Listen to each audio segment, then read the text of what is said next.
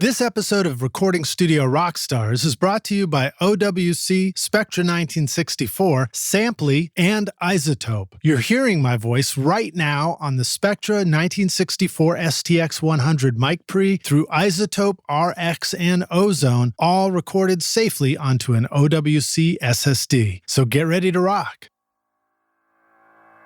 Right now, it's kind of like Atmos mixes are kind of like almost mastering, where we'll spread some things out, move it around a little bit. You know, we're going to stay true to the stereo mix and not get too wild. I think when this will really get fun is if and when the artists and producers start creating songs in Atmos. And I think we're a ways away from that still, but that's when I think it will get cool.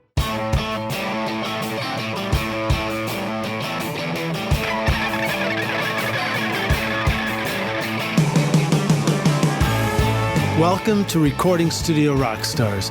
I'm Lid Shaw, and this is the podcast created to help you become a rock star of the recording studio.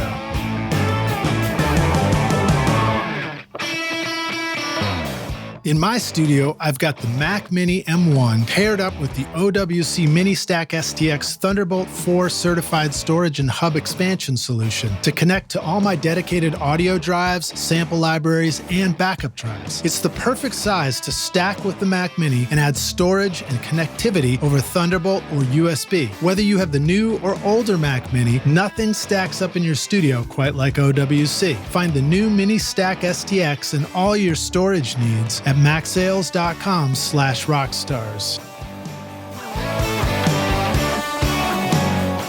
The Spectra 1964 STX 100 mic pre provides unequaled headroom and linear output regardless of transient audio peaks, capturing critical details from your microphone. The 100 series amplifiers were used by Tom Dowd, Muscle Shoals, and the Record Plant on records by ZZ Top, Aerosmith, and John Lennon. Now you can get that same incredible sound in your studio at spectra1964.com or call them at 801-797-0642.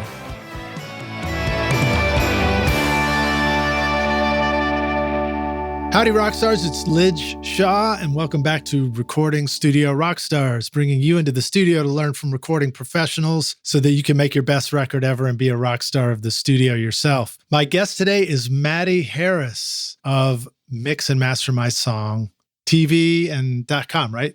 Yeah. You got both those? Okay, cool. Maddie is a music producer, mixing and mastering engineer, and host of his popular YouTube channel, teaching you how to create music in your studio. It's called Mix and Master My Song. Maddie has been a guest on the show before to talk about his backstory and share some great mixing tips already, so we'll include a link to that episode in this as well. And today, I'm psyched to have Maddie back, and we're going to just keep talking about mixing and some cool new tools for the studio, plugins you can use, the future of music production, and the great work that he is doing over in his studio. So please welcome back Maddie Harris to Recording Studio Rockstars. Maddie, are you ready to rock again, my friend? I'm always ready to rock. Let's do this. Dude, it's great to have you back on the show, man.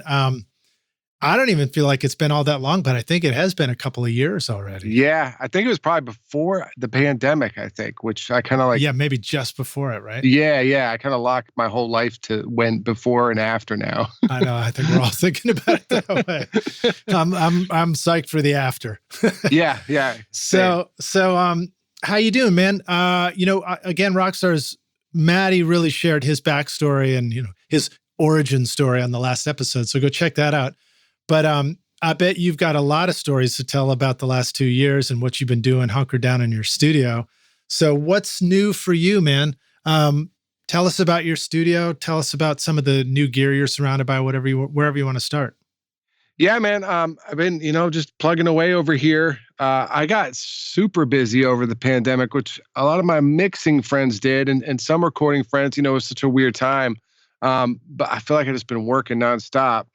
And as far as new gear goes, it's funny. I've been mixing because I mix and master, and I've been mixing and mastering more so in the box. I'm using less analog these days, I find. I think between Acoustica and some of the plug-in line stuff, those two companies in particular, I just find it sounds as good, if not better, sometimes.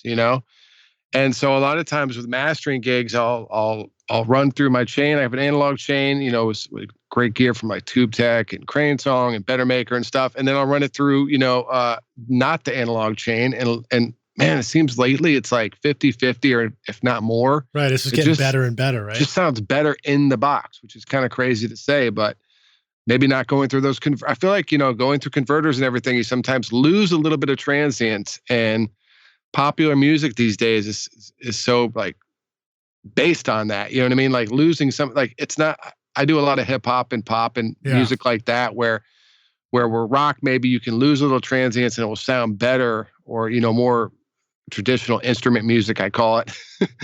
But with, pop and stuff, it's like losing some of that can be detrimental. And so I found, in the box sometimes works better for those genres. So, all right. So one of the things that I remember noticing in one of your YouTube videos, and Rockstars, you got to go check out Mix and Master My Song, because Maddie has been doing an amazing channel for a long time, I think, or I don't know. You got a ton of great stuff over there. And of course you did, like a studio tour in 2021 last year, and you kind of walked around and showed some stuff, and we can talk about those details. But one of them was, D to A, so going from a digital mix back out through analog and doing some stuff and then coming back into digital. And you mentioned that it gave you the ability to clip it on the input if you wanted. Yep. And that's one of those fascinating mastering, analog and digital tricks that I think has been around for a really long time. But is that something that is still, like, could you still get that thing even in the box? Or is that one of those things that you think might only always be available if you go out analog and back in again? Yeah, no, that's a great point. And that was actually one of the main reasons I was still mastering 100% in the analog domain, was because of that reason. Like I know, this is something that drives me crazy. I know there's this whole 14 LUFS thing negative 14 LUFS thing going on with Spotify and all that, but no one in the industry is mastering at that level. We're still all mastering super hot. Reason being is that's the sound. The sound of the limiter is the sound of modern music as of today. And so that can't change overnight just because you switched, some standards. But that being said, I found now, there's a couple plugins that you can get that clipping sound and shave off a little bit of the transients so that your limiter's not working too hard. So I tend to go clipper limiter. And I did the same thing. If I'm doing analog, I'll clip on my analog converter and then use like the Fab Filter Pro L, or now this is where it changes, Limitless by DMG, or the Newfangle Audio limiter. Now those last two have clippers built into them, and that's where now I can pretty much do the same thing analog in the digital domain with the clippers. So I'll use either the standard clip or Limitless or Newfangle, which is kind of my favorite.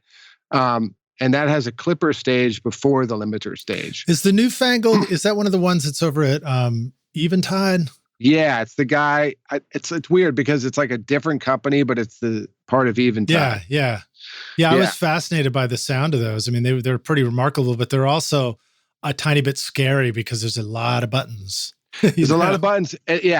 But once you dig into it, it's pretty straightforward, and it's cool because you can change the bands, but it's basically like a 26 band limiter. Yeah.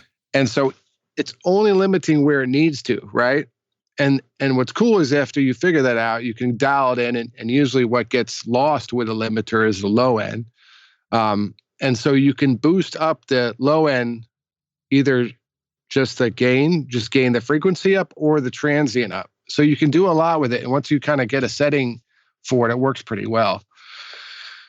That's cool. And then, otherwise, if we were using, like one of the ones that I still love using is the Massey L2007. I know we're getting real old school. That thing still sounds great, though. It sounds great, but sometimes I don't know if a limiter like that has any kind of clipping feature.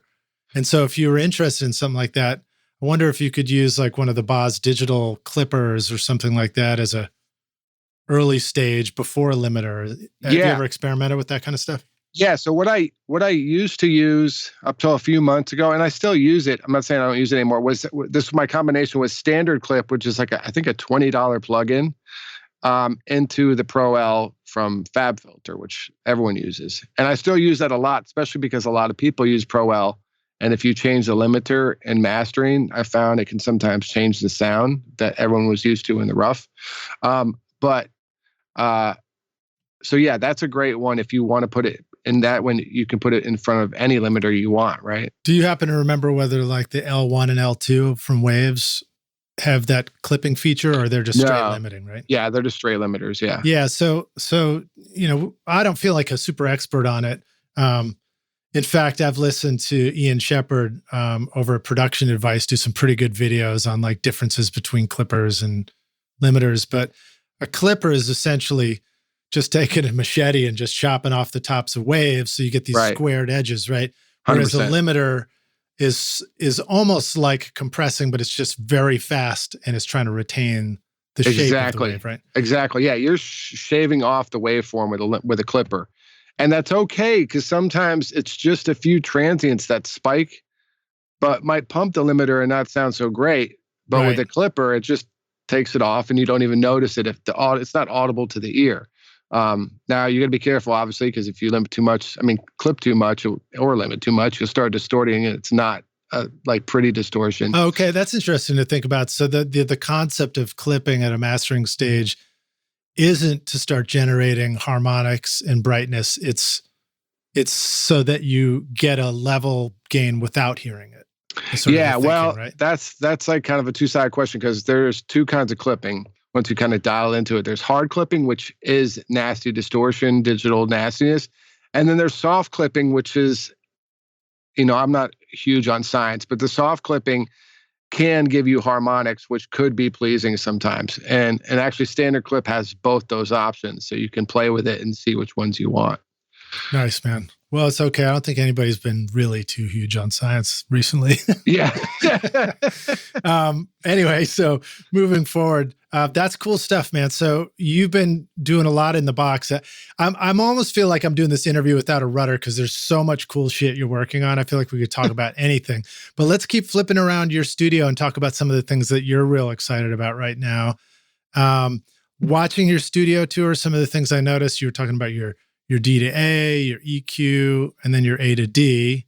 And Rockstar's D to A is going from digital to analog. A to D is going from analog back to digital again. And then you've got that Avalon, 737? Is that what it is? Yeah, I got the 747. 747, right. Which has a nice tube stage to it. And, sometimes when you get a thin sounding song, just putting it through the tube sounds great. And the 747 is a stereo Avalon unit? Stereo compressor and EQ. Now, the EQ is kind of tough to use for mastering because it's like slider EQs. Yeah. But sometimes I'll use and Avalon's known for that super great high end. Yeah. And sometimes I'll use it for that, but it's rare that I use the EQ. But sometimes just putting it through the tube can give it a nice sound, especially to like a thin sounding, even like a rock song, or sometimes hip hop, but more like organic instrument stuff that sounds thin. It can just liven it up and give it a little extra juice. Yeah. Well, like a guitar through a tube guitar amp. It's totally different sound, right? Totally different experience, even if you're playing clean. Yep. The 747, is that like the more modern stereo version of what I was thinking of, like the early Avalon 737, where it's a mono channel strip unit? You remember? That might be unfair to ask that, but no, it's not. I had to look at it. So from what I understand, the 737 is a mic pre. Right. It's got mic pre, and it's like a sort of a recording channel strip. The 747 is mostly just I got to double check now. Yeah, it doesn't have phantom power. I didn't even thought about it because I don't record over here. It's just the EQ and compressor. Right, just line input. Okay, cool. All right, dig it. So then TC Clarity. What was that one? TC Clarity. So that is the TC Clarity I use is mostly just for meters. It's got, LUFS metering. It's got dynamic range metering. It has a full EQ spectrum. So it's cool. I like just having, everyone likes to use meter, whether you're using like Insight from Isotope. It's cool to have on a separate screen just from, somewhere else. So it doesn't. Yeah, so that's what it does. It lets you have little. Does it have its own screen, or do you like sort of throw that up onto an iPad? How does it work? Yeah, no, it's its own screen, and then it just plugs into your computer via USB, and then it has a small plug-in that you put on your master channel, and then it just syncs right up with it. Oh, that's cool. Would that work on something like Pro Tools HTX as well, you think? Yeah, works on any DAW, just, has AAX, AU, VST, all that. And so yeah, I'll use it because I mix in Pro Tools mostly, but I also use Studio One, as a lot of you guys know. And then I've been mixing in Logic more so lately. So I can throw it on any DAW and there's my meters ready to go. So tell us what you're looking at. So when you mean meters, it's just like the stereo left-right meters, or are you getting more out of that when you look down at this little, and it's a little box that would be like on the desk close to you or something, right? Yeah. Usually, for the most part, I use it just to check out the LUFS, see how loud I am. I kind of know, but I always like to double check, and it can give me some indication of, this is mostly just used for mastering, how loud I'm getting, or if I need to push it in certain ways to kind of cut through more. I do use the EQ meter sometimes. It has a full, what do you call it? EQ meter. Oh, you mean like a spectrograph? Where you see the low, that's the word I'm low looking frequencies, for. the high frequencies. So you can see, I use that quite a bit if I need to dial in on something. It's got a phase meter on it, which is helpful. And so that's basically all I use it for. That's super handy. I mean, like the whole spectrograph thing, just being able to solo any track and glance at that and immediately see what's going on with the frequencies, I feel like that's huge. Yeah, it's just nice to have on a separate screen, and you can just look over really quick and know what you're doing, as opposed to having to have a second monitor. I mean, a lot of my friends just have a second monitor, use Insight or something, which is totally basically the same idea. But I just like having it on a separate place. Well, there's a couple of thoughts about that. One is I try to do something like that. It's really hard to have a second monitor around, I find. It's hard to know where to put it, Mm-hmm. And now my studio's dialed in where I've got a very big central monitor behind and between the speakers. So then it's like, well, where would I put the second monitor without it's kind of thrown off my whole stereo imaging? And and a little thing that the dedicated screen that's down low and in front of you on the desk is kind of perfect.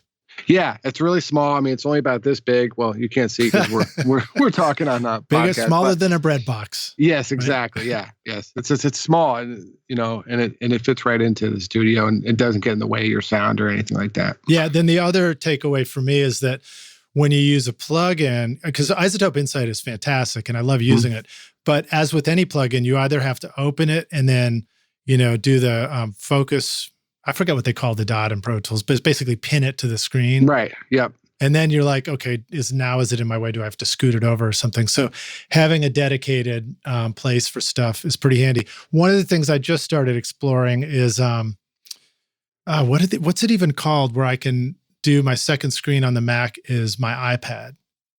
Oh yeah, that's on the new OS, right? Yeah. I can't remember what they call it. I can't use it yet because I can't quite get on with Monterey yet, which is a whole nother subject. Well, I have Big Sur and it's on that, and I'm doing the it is on Big Sur. And I'm I'm the new Mac Mini M1 guy, so as we speak. Nice. So I can tell you what's working for me or not, but that does work, and that was pretty cool, but sometimes it's hard to like resize the plugin so that you can see it on that screen. And I think you only get one extra screen. Yeah. With it. Yeah, there's another metering company, and I can't even remember the name, so it's probably not going to be much help to anyone, but they actually just emailed me, and they have something that's like a plugin, just kind of like TC's is, but it's an app on your iPad. So you put the plugin on your fader, and then open the app in your plugin on your iPad, and it works like that. So you'd be kind of like TC, but without the cable. But I think that sounds great.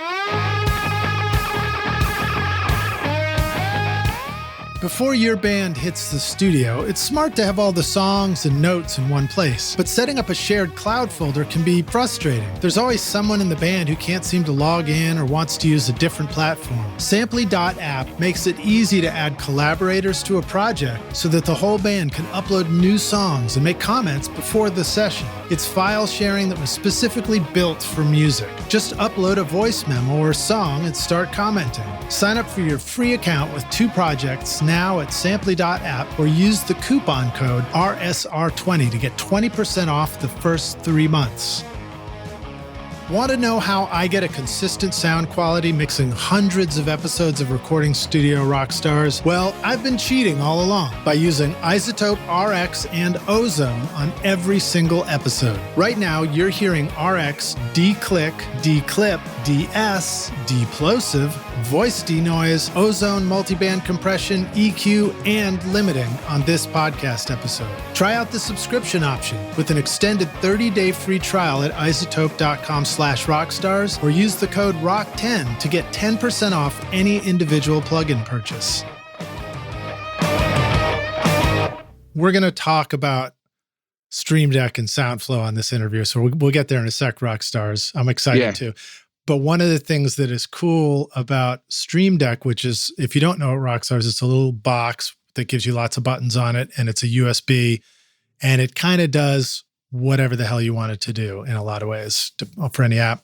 But what's cool about it is, I was just reading that you can have as many Stream Decks as you want. So if you want to have buttons all over the place, you can.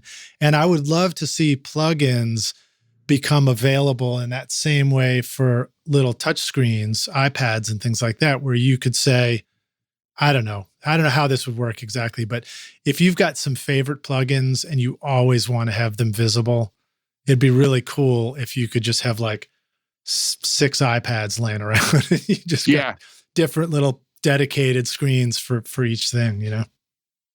Yeah, actually, speaking of new gear, I actually just got a piece of equipment called it's a small company in the UK, and it's called Rock Solid Audio. Okay. And they've made, it's basically, this looks like a little SSL EQ box.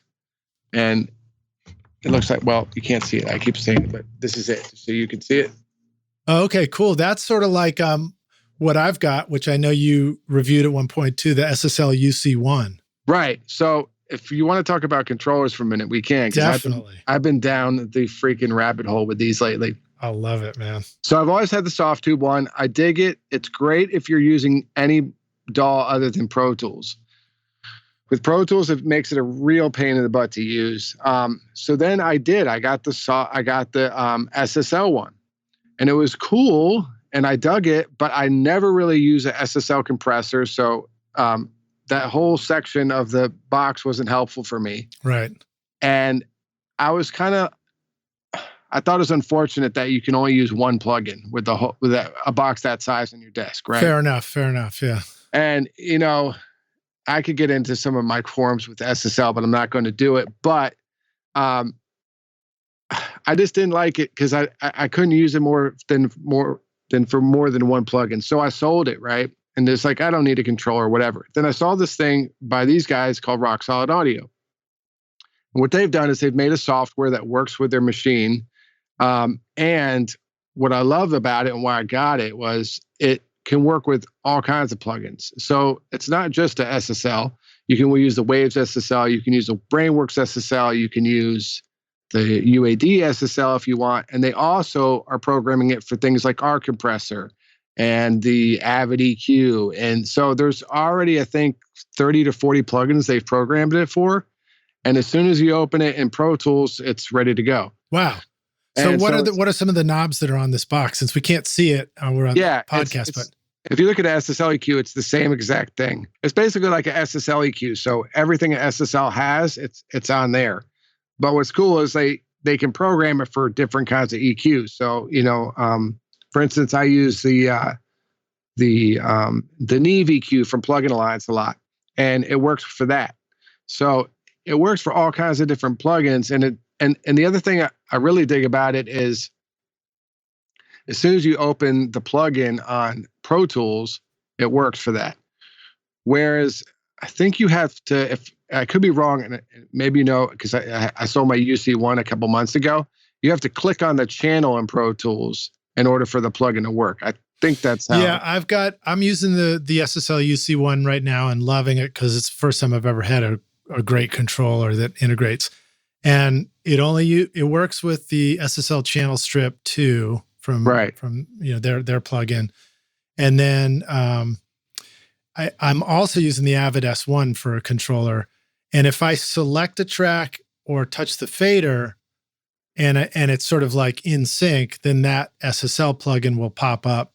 Gotcha. And it'll match on the UC1. It doesn't always work, and it's not perfect. And sometimes there's another plugin that might be there in a slot and pop up, but I'm still sort of learning it. So I don't know if it like wants to be in the first slot or something like that, or, and I'm putting it in the fifth one, but yeah, it's really cool when it works. Yeah, no, it's totally cool. But yeah, this speaking of new gear, like I said, that thing's really cool. Now it works off of the mouse, so it takes control of the mouse. So that's the only qualm I have with it. You got to kind of be careful. If you grab the mouse while you're twisting the knob, it goes a little haywire.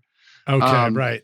You just like don't know what's working. But it's only been like a couple days since I got it. So you got to, once you get the balancing act of let go of the mouse when you're turning the knob, then it's no problem at all. Wow. So you turn a knob and it takes the mouse pointer, zips it up to that knob on the plugin and starts adjusting. Exactly. And it's like you don't even notice it. Like that's a brilliant way to do it. It really is. To me, it's like the best way it's been done yet. Now, like I said, it's a little finicky sometimes, and I don't know if that's just because it's kind of new or this is the best way they can get it. But it's for Pro Tools. It's to me the best EQ controller yet because you can use all kinds of plugins. As soon as you open the plugin, it works. And so yeah, that's pretty hip. I mean, I think about like the way macro apps will do things like recognize what's on the screen and move the mouse to a location. And it sounds like that combines that kind of thing with the ability to also be a trackball or a mouse controller and just start doing a mouse movement at that location on the plugin window. Yeah, it's got to be something like that. It's I'm not sure how it works, but it's pretty slick. And so then you are you using like some sort of a fader pack or something like that with it as well? I have an S1 as well, the Avid S1. So I use that, and that works pretty cool. So what would be a typical if we're mixing or if you're mixing, what would be a typical flow of like hand movement? Like if you want to go to the bass track real quick, what's the first thing you do with your hands? I'm actually more of just a mouse guy. So I use the S1. So it's interesting. The way I use the S1 is I use a lot of buses for mixing. I have like drum bus, bass bus, all that, And so I have all my buses assigned to the S1. And that way, if I need to mute the bass, I can just grab it really quick or, do something like that. Or my effects returns. So I have 3 different pages on the S1. I have effects returns. I have master faders, which is like all drums, all vocals. And then I have a separate page for the more dialed down buses, like just bass, just drums, high percussion, stuff like that. And so I can zip through to them when I need to mute or solo or whatnot. And then I'll use it for doing rides on, vocals and fade outs and stuff like that. Yeah. Okay. So, I think the EU control or U control, which is always still a weird word for me to say. Right. But it occurred to me, it actually hit me the other day. I was like, oh, I get it. Like me control, you control. Yeah. But anyway, so in the U control settings, they've got something called layouts, right? Right. That's where what you can custom say, I don't really want you to ever choose what's going to be on this fader. I'm going to like say these exact things will be on there. And so you were able to make these custom layouts and they just hit a button and it pops to that layout, right? Exactly. Yeah. So I have like 3 or 4 layouts, and then there's those 6 keys at the bottom underneath the faders, and I just press those for the different layouts. Right, which is cool because you never have to guess what's going to be on a particular fader. You always know exactly what you're going to find there, right? Yeah, like on page 1 of my layouts, drums is on the left always. So if I need to mute it or solo it, boom, I go right there. So another cool way that this will work, Rockstars, and I'm really just exploring this stuff, so I enjoy talking about it, but I don't feel like I've got, the answer for something just yet or anything. But, you can do things like I'll have another touchscreen. I'm not using an iPad. I'm using a pair of the Kindle Fire 10s. Yep. Because the Pro Tools app will work on there too. Yep. But I can go over and I can have folder tracks. So I can have like a drum folder, bass folder, guitar folder, vocal folder, key folder. And if I just touch that, then it'll spill that folder out across the S1 which is pretty handy because then you're like, it sort of gives you the sense like, oh, I'm going to work on bass, touch the bass. Now the bass is there, but I still have to look. I'm like, okay, today, where did it put the bass on the faders? Whereas your method with creating custom layouts is like, bass is going to be on this one particular fader, which is pretty hip. Yeah, because, each song could be different. You might have a synth bass or a live bass or 2 synth basses and a live bass. So, it can always switch out. So I stay pretty much on the screen for that kind of dial down stuff. But just to be able to quickly shut things off, turn them on, I need to hear just the vocal.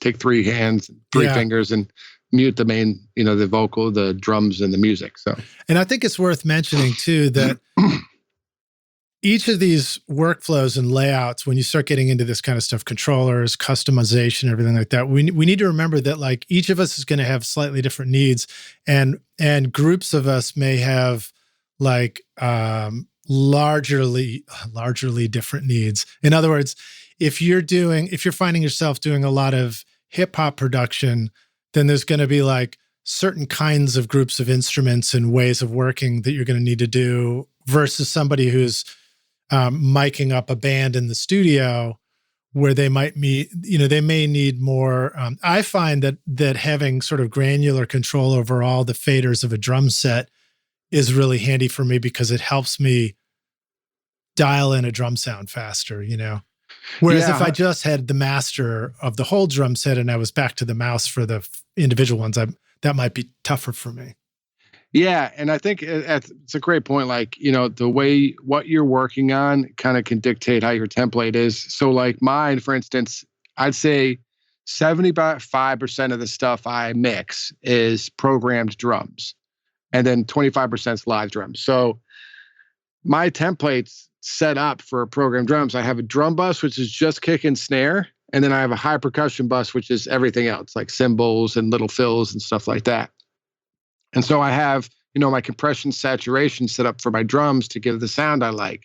But when I'm mixing live stuff, that all switches. Everything goes through one bus, but I'm mixing each sound individually, much different than I would with the program stem. Because a lot of times program stems, you don't want to do too much because the producers dialed those in so well already. And a lot of times they're samples from great sounds that you don't want to change the sound. Whereas with the live stuff, you got to do a lot of stuff to the drums to make They're the sound hoping right. you'll change the sound. Yeah, exactly. They're like, why didn't you change the sound? Right. It's 2 different heads. So you got to mix them different ways. So yeah, my template will change kind of depending on what I'm mixing, So Rockstars, we're immediately jumping into all this stuff about, workflow and everything.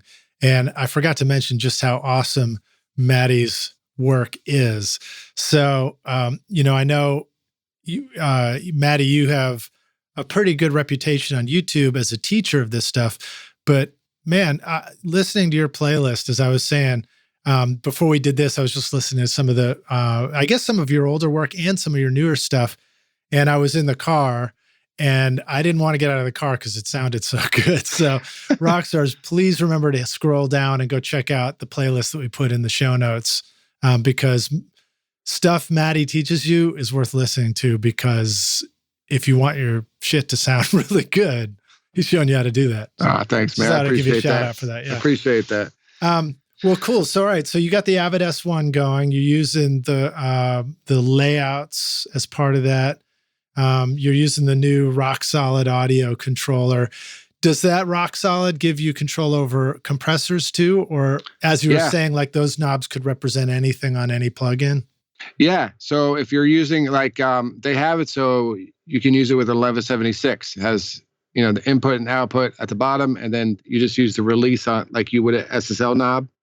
It's the same knob because it's an SSL kind of EQ looking thing.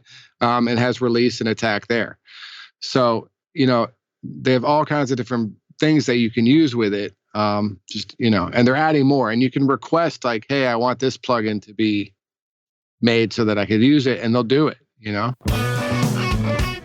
If you're ready to discover the secrets to making your mixes sound great no matter what your studio situation, then check out my free mixing course, mixmasterbundle.com, where I show you how to get great sounding mixes in your studio using simple techniques and free plugins. And when you're ready for more advanced studio skills, then check out recordingstudiorockstars.com/academy, where you can learn from Grammy-winning teachers to help you record, edit, mix, and master your best record ever. Use the code ROCKSTAR right now at checkout for 10% off any course for a limited time. All right, so maybe it's time for us to start pivoting over, because my next question would be, all right, well, choosing the plugin that you want to edit really quickly. And Rockstars, as I was saying, we're really going to focus on workflow today and like tools that help us do that in the studio.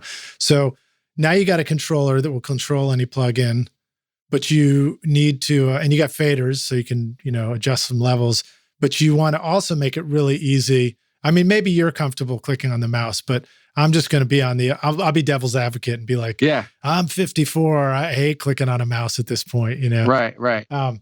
So you want to be able to quickly also call up the plugin. So you can just be like 1176, adjust the knob. SSL plugin, adjust the knob. And one of the tools that I think would help us do that is using SoundFlow. Right. And I wonder if you're getting into that. So maybe give us a brief introduction to what SoundFlow is. And then if you're already using that, ability to choose and make a plugin show up on the screen, talk about that as well. Yeah, so I've actually been using SoundFlow. I feel like I was one of the early guys on it, not to toot my own horn, but dude, you're an early guy on everything. I know. It's a good point. I love technology. I think I've been using it for about a year and a half now, maybe a little longer, but maybe 2 years, but I think definitely a year and a half, because my subscription just went for a year. But basically what it is it's God, it's hard to explain. It can do anything, really. It's a way of putting computer code into Pro Tools, I guess, so that it can do anything you want. Now, it could be as simple as what we're just talking about. You can put all your favorite plugins on it and hit a button, and it will go, open 1176 on insert 3 if you wanted to. And that's all well and good and works. Like, for instance, I have my master fader has the same plugins on it usually. And so the top of my deck has those 4 or 5 plugins at a button. So I can be down working on drums and want to check to see if my compressor's working too hard. And I can hit the button and the compressor on my master fader will open up. I can take a look at it, make any changes I need to, close it with the button, and keep working on the drums again. So stuff like that, it works really well. Now you mentioned I can use my deck, but we kind of glossed over that. So when you say deck, what is that? So the deck is called Stream Deck, right? And so SoundFlow works with this company. Elgato makes the Stream Deck. So it's a separate company from SoundFlow. Thank you, gamers. Yeah, thank you, gamers, right.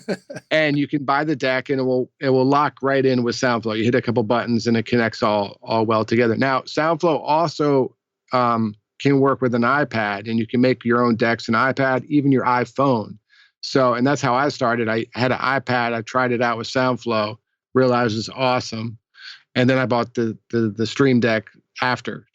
Now, does it also sort of puts up little pop-up menus and stuff too. So if you just wanted to have a menu where you select an action on the screen without even using an external device, you could do that as well, right? Yeah, exactly. You can use it that's right. You can use it just on your computer as well and go to the button, which I'll do on my laptop sometimes if I'm out in the wild, as they say. Yeah. And there are times where you do. So this is another way to describe this, Rockstars. If you're familiar with the idea of a macro, these are like very advanced tools for macro, existing macros or macro creation and stuff like that. So SoundFlow does these macros, but they're sort of beyond macros, aren't they? Yeah, I mean, you can get really deep with this thing. So I'll tell you about one of my favorite macros, as you say, or as they're called. My buddy Nacho down, he is a programming genius, and he's helped me a lot with some of the more advanced ones. So I have this one called Stems. And what it does is I set up, if I need to print stems for the label or whatever, I have all of them for all the stems I need on a VCA, right? And so I'll just send whatever instruments need to go to that VCA. So there's a drums VCA, and I send all the drums to that VCA. There's a bass VCA, so on and so forth, lead vocals. And then I have a loop of the song. So it's just, location loop. And once I hit that button, it will select all the VCAs, solo the first VCA, name the bounce, drums, bounce it, unsolo it, go to the next VCA, bounce that, and name them all the way down and print all my stems while I'm having dinner. Wow. So that's like how crazy you can program this thing to do things that this thing has saved hours of my life of not having to sit here and print stems out of Pro Tools, Yeah.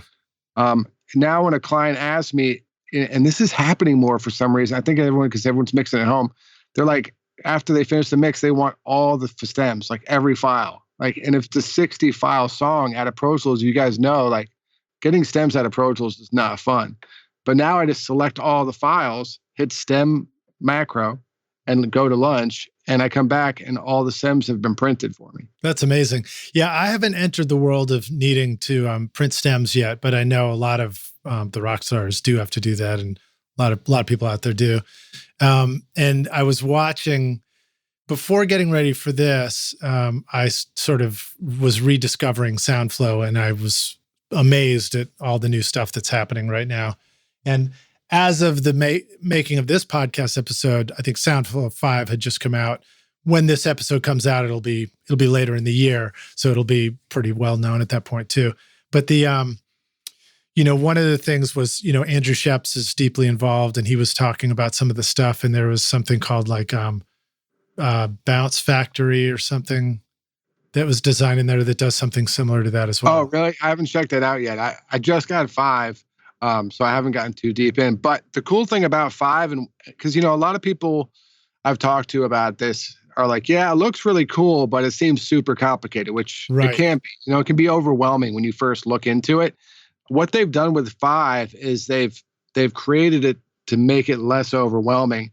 And they made a ton of decks, which, are the things that come up on your screen on the Stream Deck, pre-made for you with a bunch of, things that it does. And so now you can actually get SoundFlow and open it up, and within 5 minutes have a deck already made that will do a lot of this cool stuff that SoundFlow can do. Yeah, that's what I did an hour before this interview. I went down to the studio, signed up, went through the onboarding, wizard assistant, and then my Stream Deck down there, which I think it's the 5x3, right? So it's got 15 buttons on it. Yeah. It was just immediately populated with all these images that would do different things, like you can open up the audio suites and choose things and do automated stuff. You can do all kinds of automation stuff. That blew me away. For mixing, the automation page, I just made 4 tracks and pulled up automation window for the volumes. And then I practiced just punching in and out. And you could do things like, I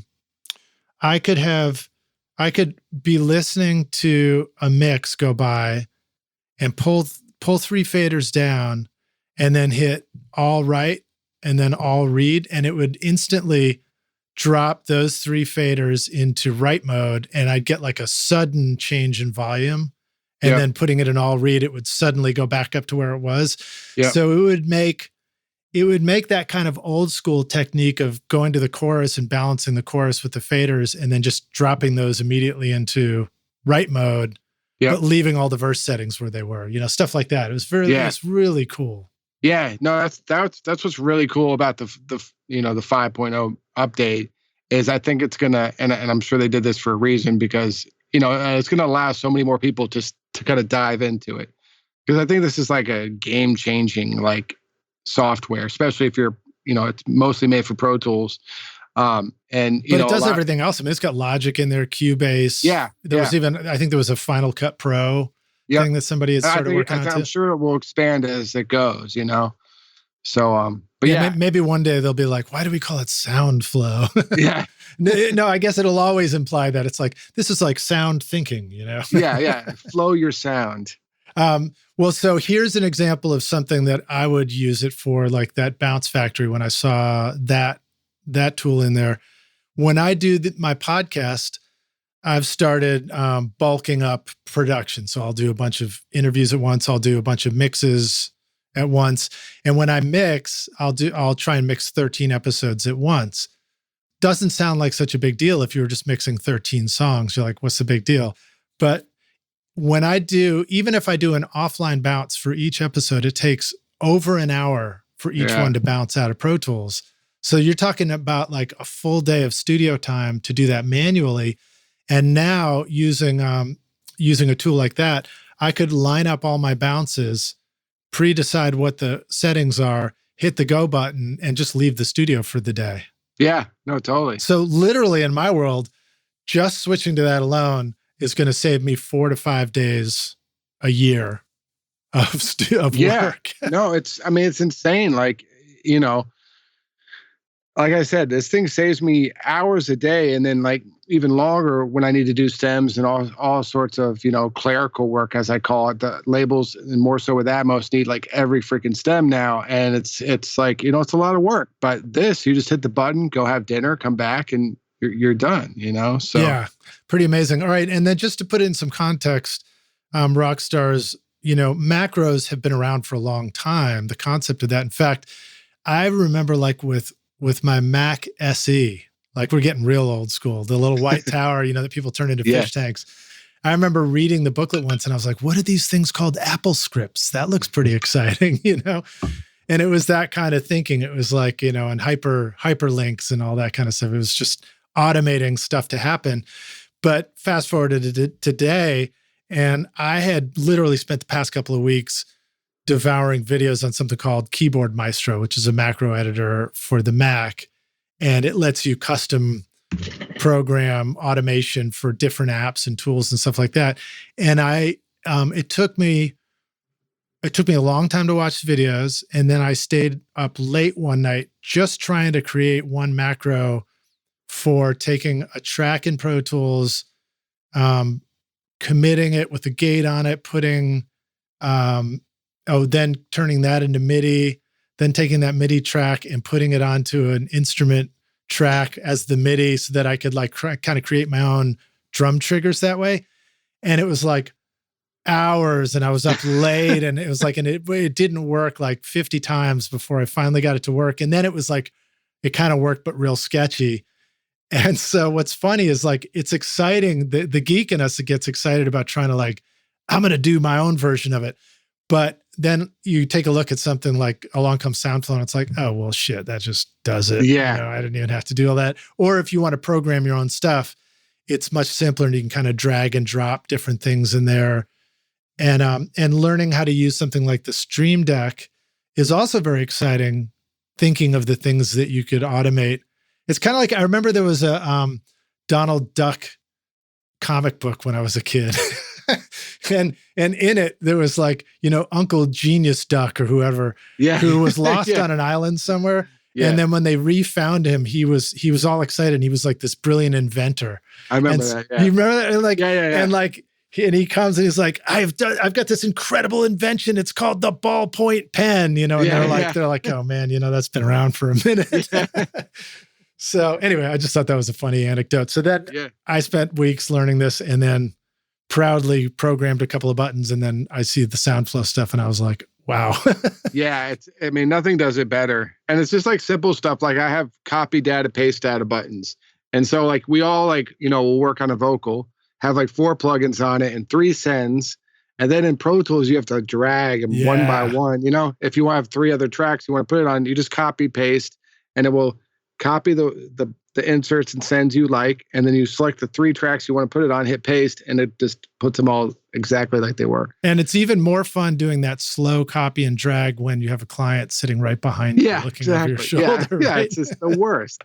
So, there's just so many different things you can do with it just to make your life easier. Yeah. I felt like going so far as to say that it started to feel like if you have an app, whether you're in Pro Tools or Logic or Cubase or whatever, Studio One, Although Studio One does have some macro functionality built into it. It's pretty cool. And so does Reaper, I think. Yep. But maybe Cubase does as well, actually. I don't know. I used Cubase, I think last time was in 2001. Yeah. Well, anyway, my point is, inevitably you're like, oh man, I really wish it did this. Well, now it seems like with SoundFlow, now it gets to do that, whatever it is. Yeah, exactly. You know, I don't know. I know some people follow my journey on YouTube where I'd switched from Pro Tools to Studio One for about a year and a half. And just because I was so tired of like all the stuff Pro Tools couldn't do that all these other DAWs were doing. Now, what happened, I don't know if it was an update or what, but for me, because I use a ton of third-party plugins, everyone's always sending files with different plugins, so I have to get the plugins in order to open these sessions.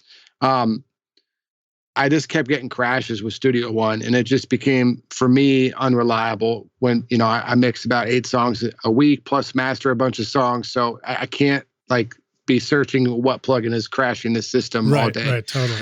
So I went back to Pro Tools just because it's always been so stable. You know what I mean? It just works every day. So with SoundFlow came out, it was like the best of both worlds. It's like I have the stability and all the routing of Pro Tools that I love, with all the stuff I liked about Studio One now in Pro Tools with SoundFlow. Yeah. So it's been cool. It's been really pretty cool. It's made Pro Tools like a modern DAW. That's awesome. Well, this is clearly we're having a SoundFlow Geek Fest here. So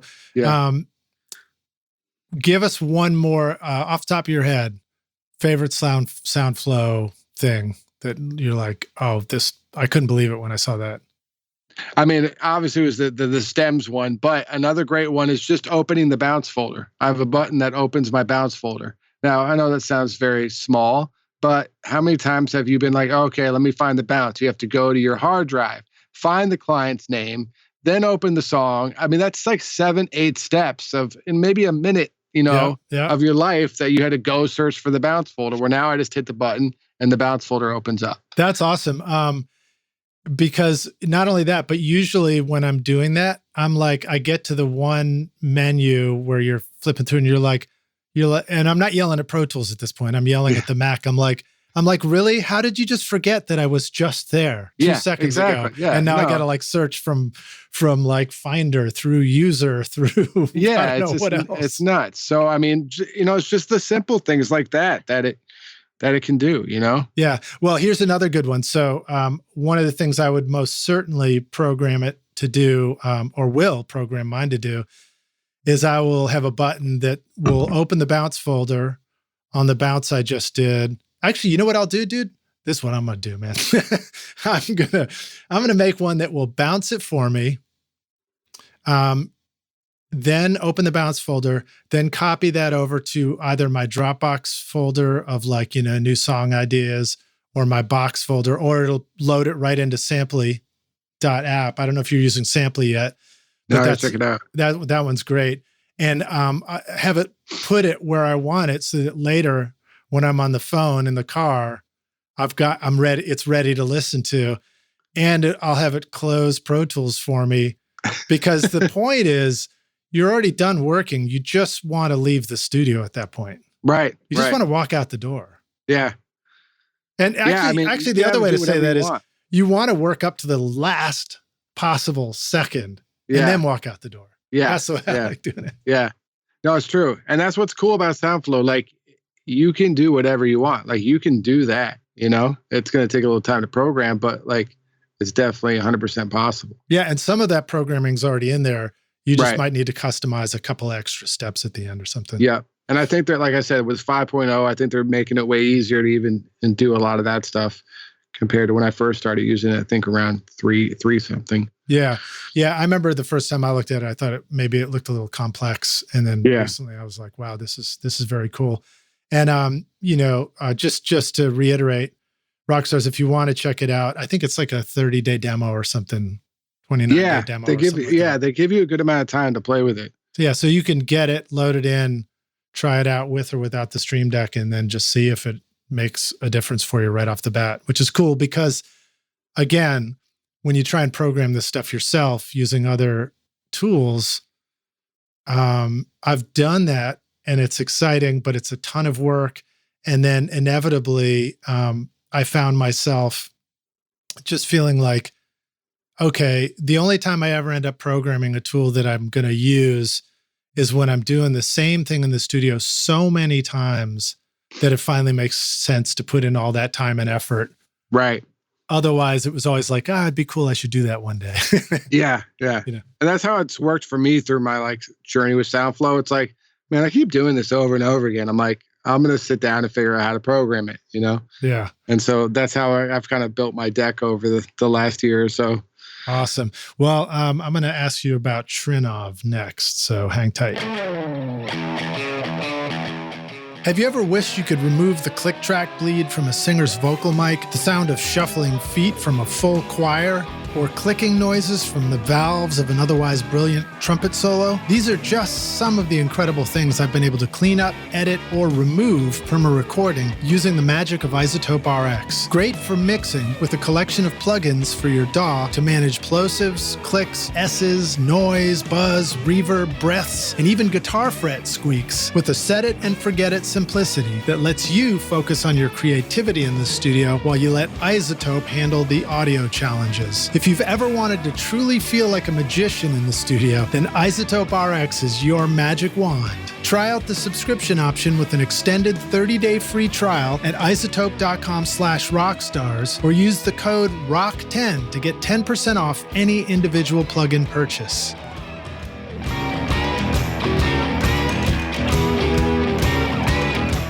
So you just finished an awesome mix and sent it off to the band, but the singer texts you with lyric changes, the drummer emails you wanting a different fill, and the bass player DMs you on Instagram about a wrong note in the chorus. But which mix version are they talking about anyway? Don't you wish there was an easier way? Samply.app comes to the rescue as your ultimate mix assistant, streaming high-quality mixes so your clients can easily listen and send notes from their mobile phone on the road or a computer back in the studio. All mix comments are time-stamped directly onto the correct mix version with no confusion, and everything is easy to find in one location. No more mixed-up mix messages from the band. It's file sharing that was specifically built for music, and it all works in your browser with no downloads required. Sign up for your free account with 2 projects now at Samply.app and use the coupon code RSR20 to get 20% off the first 3 months when you're ready to upgrade.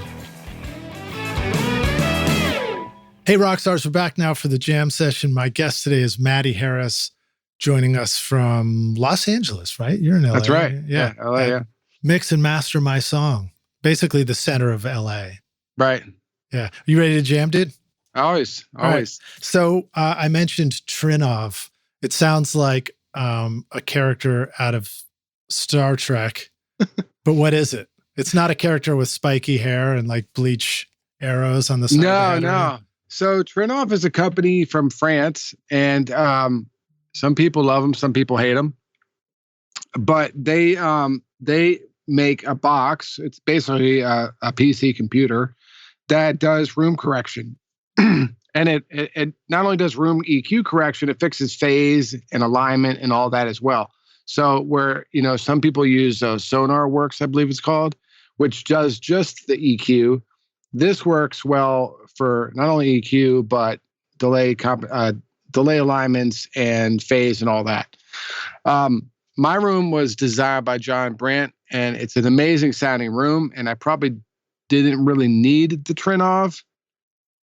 But because my room's built into a garage, there's some limitations as to how good you can get it to sound just by design. So I had this like null around 100 hertz that was kind of deep, and I couldn't fix it with acoustics, at least, as much as I tried. And the guys at Vintage King said, "Hey, you should try this Trinov. We'll bring it over. You can check it out." And I plugged it in. I did not want to buy this thing because they're not cheap, but it's freaking, man, it just fixed everything, and it just sounded great. And it fixed that null, and it fixed a couple little other issues. There weren't many issues in my room, but it fixed all of them. And it didn't sound artificial to me. And it just made me feel like nothing is coming out of this room that doesn't sound like the way it's supposed to sound. And to me, that's just, that's worth every penny. That's badass. I have seen Trinoff. I saw him back when we used to actually go to events like AES and NAMM. And I got a chance to listen to it in New York at a party there. And it was really cool. They, it was just a side ISO booth. They'd set up a pair of speakers in, and you were just sitting in the back of the room, and they just turned it on and off, and you'd sit there listening. And it was like, whoa, it's just like the music just went into focus, which is a lot how I feel mixing in my Phantom Focus setup now in my studio. It's like when I sit in the sweet spot, I'm like, oh, wow, everything's just in focus. Yeah. So one of the things that's cool is the Trinoff is like, it comes with this really cool looking microphone for measuring, right? Yeah. Can you describe that? It doesn't come with it. They charge. Oh, it doesn't? Yeah. This is all super expensive stuff. So, I mean, you know, but it's like I said, monitoring is worth more than any EQ compressor you can buy. So I think it's always worth it. But yeah, it's like a 4-prong mic. It's really weird looking, but you put it in your sweet spot and it does, you know, some tests, some weird white noise stuff. And then it calculates all the stuff for you. And what's cool about it is you can move the mic around the room and do a calculation and save that. So if you want to listen from your couch, you can load that preset. Oh, that's super fun, man. Yeah, and it will sound perfect from your couch. So you can do different listening places and, you know, listen wherever you want. So I love that idea. I kind of wish mine did that, because I do love to go back to the couch. And I do that now, and I'm taking the attitude that low end sounds kind of crazy back at the couch. So it's more like a exaggerated comparative listening thing. I'm like, if I sit on the couch and I'm like, oh, you know, famous record A didn't quite sound this crazy back on the couch and mine does, then I'm like, all right, well, I'm just still in crazy sound land with my mix. Yeah, well, yeah, and that's, you know, that's like the other flip of the coin. Like, do you really need the Trinoff? No, you don't. I mean, you can learn the room, you know, and for the first freaking 15 years of my career when I didn't have a Trinoff, that's what I had to do. So, you know, when I worked at Walt Audio in Boston for 10 years, that was my first studio I worked at, and I learned the room. I learned, you know, the problems with it, and I learned what would sound right and what didn't. And so you can do that. Like, you don't need a Trinoff. I don't know. I just like the feeling of knowing that this room's perfect. And some people don't like a perfect curve. I tend to like it, you know? And so it's grown on me. And now, you know, it's even more powerful as I move into starting, you know, Atmos mixing, because that's when something like a room correction or a Trinoff really becomes helpful with all the delay issues you might have with different speakers coming from different places. Well, a couple of things that I've really noticed and enjoyed with my new monitor setup are things like this. I have to be able to mix at low volume. So I've got to be able to keep the volume down while I'm doing most of the work, because otherwise I just wouldn't, I mean, if I could do mixes in 10 minutes, then it wouldn't matter. I just crank it up, be done with my mix 10 minutes later. But at this point, it's like, I have a very, very short window of being able to listen loud before it's like my ears are ringing and I'm worn out, you know? So I can't work loud like that. I've got to be able to work quiet. And one of the things I used to feel like when I was working quiet was that it was just very hard to hear what was going on, you know? I didn't feel like I could necessarily trust if it was accurate. I felt like I was always having to compensate. Yeah. You know, like, I'm like, well, it's supposed to sound dull for it to be bright enough, or it's supposed to sound too bright for it to be just right. And that was frustrating. And then the other part was just always being like, is my left-right balance right today? Or is that all messed up again? You know, I don't know, you know, just not trusting. Yeah. And then you're kind of screwed if you doubt yourself, right? Yeah. I mean, this job and this, you know, being an artist, I think, is so much about your confidence and where your head is that day, you know? And so, you know, if it's like, oh, well, maybe my bass is off in the room, if I don't want any of that. Like, I come to work every day, I have to mix 2 songs. Like, I have to do that. And I love doing that. And just having, you know, that one extra step of this room's perfect. I don't have to worry about all that. Is the bass, you know, 100 hertz dip going to mess me up today? No, it's not, because this room's perfect and I'm ready to mix, you know? So yeah, that's cool. Just, you know, it's just another thing to check off of not having to stress about and keep your brain stay creative is I'll pay whatever the cost. So now when you switched over to this Trinoff system, did you decide to buy the mic and then always have it available? Or was it more like you use it for setting up some listening positions and then you just need to own the box for the processing at that point? Yeah, so I didn't. So the guys at Vintage King let me use their mic to get my settings, and then they took it back. And then after a while, it's like, oh, well, I'm going to switch speakers or move the room around. And it just got to the point where it's like, you got to have the mic. $600 later, I have the mic now. And hey, that's a cheap mic, right? Yeah, I guess so. Yeah.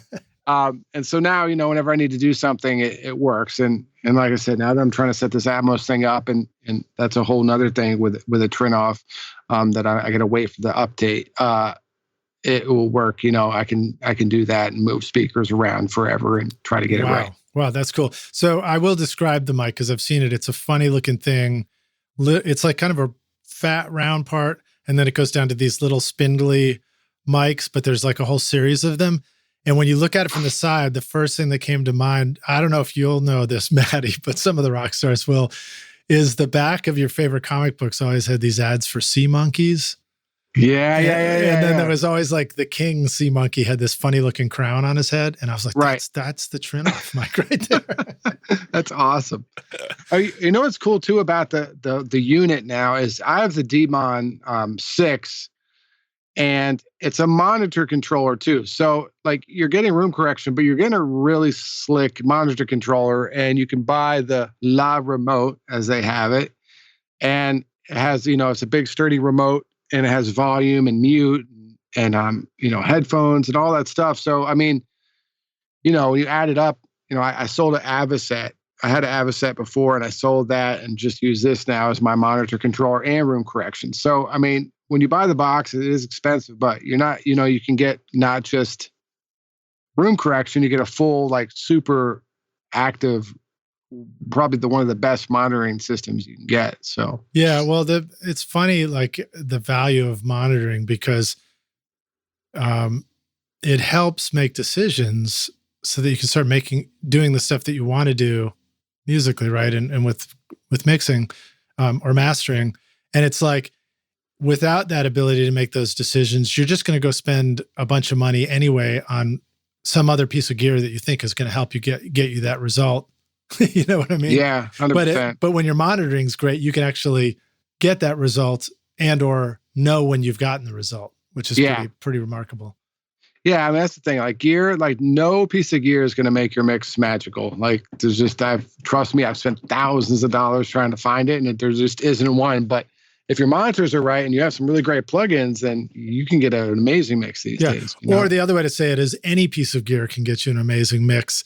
The problem is without the monitoring, that piece of gear might have one setting that's just right in that moment, but it's got like an infinite number of other settings that are totally wrong for that moment, and they're going to screw up your mix. 100%. 100%. Yeah.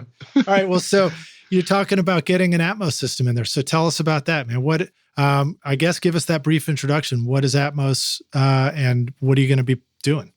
Yeah. So Atmos is it's basically a surround system. It's 7 speakers around, 4 on top, and a subwoofer. Apple, I don't know how deep people know about all this stuff, but it's been talked about enough. But Apple is now offering and making it a priority to have the mixes in Atmos, which also works what they call binaural audio in headphones. And I think that's why, if you guys have been around this industry long enough, you know that we had this time where 5.1 mixing was going to be a thing, and it fell off because no one had 5.1 systems. But yeah, I think it moved in and it's roommates with Betamax. Right. And the Laserdisc. The Laserdisc. But now with headphones and this binaural, rendering, as they call it, this can actually be a reality where you listen to mixes and you feel like you're inside the room, and you can and there's been some amazing mixes. If you guys have headphones and you want to check it out, check out Rocket Man by Elton John. It sounds so cool in headphones, or like some of the Beatles stuff sounds really cool. I'm a big jazz fan, so I listen to like the new Coltrane thing that was remixed in Atmos, and it feels like you're sitting in the room with Coltrane as he's playing. So there's a lot of amazing possibilities to all of this, but there's a lot of pains in the butts on the way. What are there a particular pair of headphones you like listening to this stuff on? I use the Apple headphones because they are actually made. I mean, to listen, they're made. I get the Max ones and the Pros, the Pod Pros, or the Max, and those work really well with Apple, obviously, to listen on because they have the binaural stuff in there, and actually, when you move, the music moves with you, which is interesting. Wait, the music moves or the music stays put? No, so with the Air Maxes, and this is like, I don't know if I like it, but if you turn, the way you're sitting at the soundstage changes too. Right. So if the singer was right in front of you when you start listening and you turn to the right, it sounds like the singer's now on your left ear until you turn back. Okay. Yeah.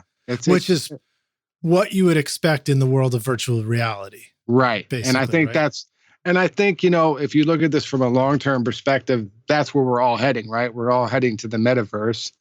And so they're dragging music along with it. You know what I mean? So all our music's going to be consumed in some different way 10 years from now. I'm going to be wearing a T-Rex costume when we get there, by the way.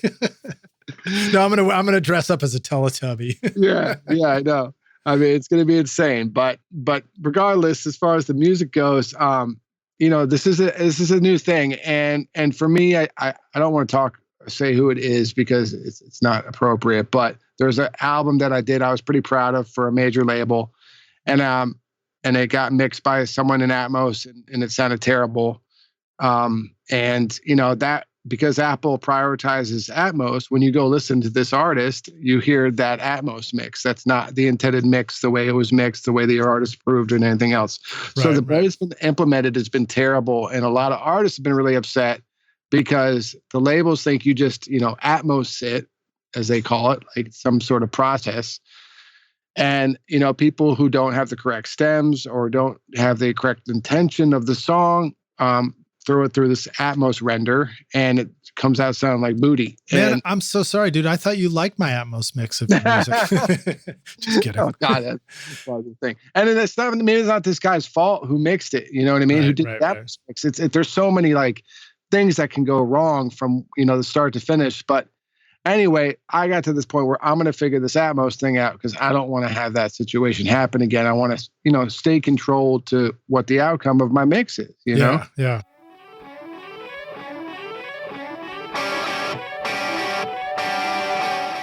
The STX-100D from the Spectra 1964 Custom Shop is the big brother to the now famous STX-100, a fully discrete mic pre with dual transformer-isolated Spectra 101 amplifiers. The STX-100D is exactly the same original circuit found in Stax, Ardent, Advision, A&M, and Record Plant recording consoles. The sonic performance is identical. Best of all, it will plug into a single space of your standard 500 lunchbox. And if you want to add the sound of the famous Spectra C610 complementer, then check out the new STX 600 modules, combining the STX 100 mic pre and C610 into a single 500 module. Now you can get the same incredible sound in your studio that worked for famous producers like Tom Dowd with the STX mic pre's BBDI and complementers. Go to Spectra1964.com or call 801-797-0642.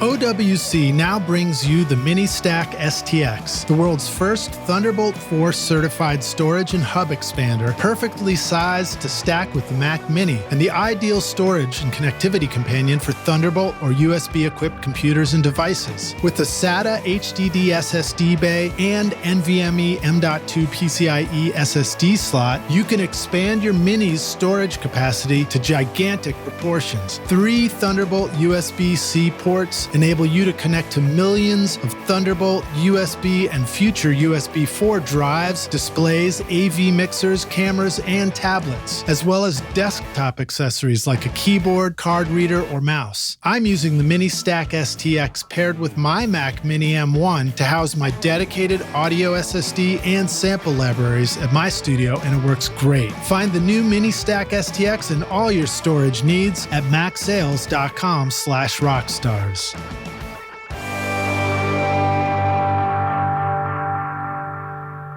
Just to say so, Rockstars, I pulled up, I just put in the Apple AirPods, and I guess like the AirPod Max and the Pros. There's some different colors and stuff in Pros, and they're all generally like $400 to $500 range or something. Yeah, those are expensive. So. But you can use any headphones to listen to. Right, you can just use your earbuds. Yeah, those are just the ones I've been listening, and then I have Audaz's too that I'll use. Yeah.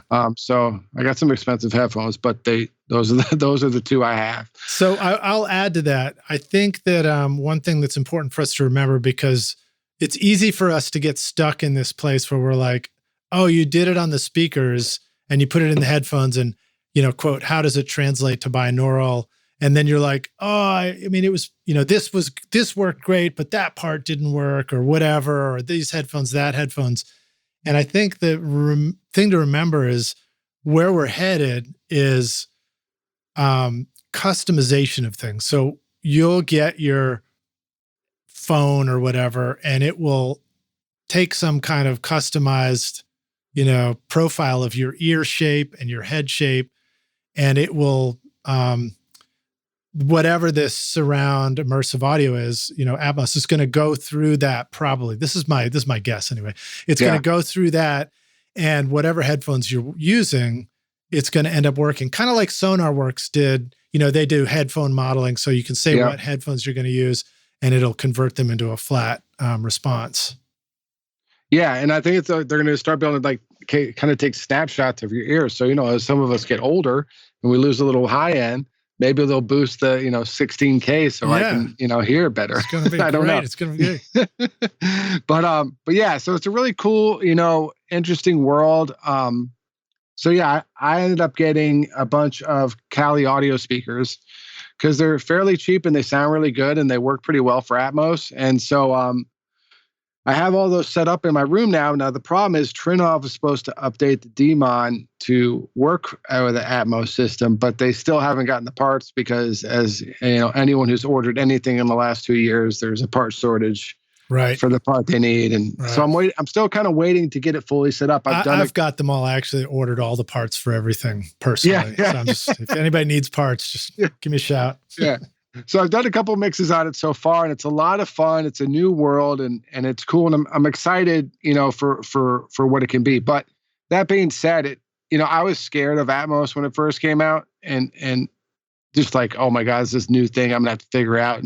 And then I changed my outlook on it and realized, you don't need all the speakers. You can mix with headphones. If anyone at home wants to learn this stuff and start working with it, you don't even need the speakers. You could honestly get a halfway decent mix with headphones. And that's how I've done a couple and send them to a buddy who has an Atmos speaker rig just to double check. So yeah, how did that go? Because to me, that's really fascinating. And I think most of us are like, ooh, that would be cool. Can I just do it in headphones? But would it work?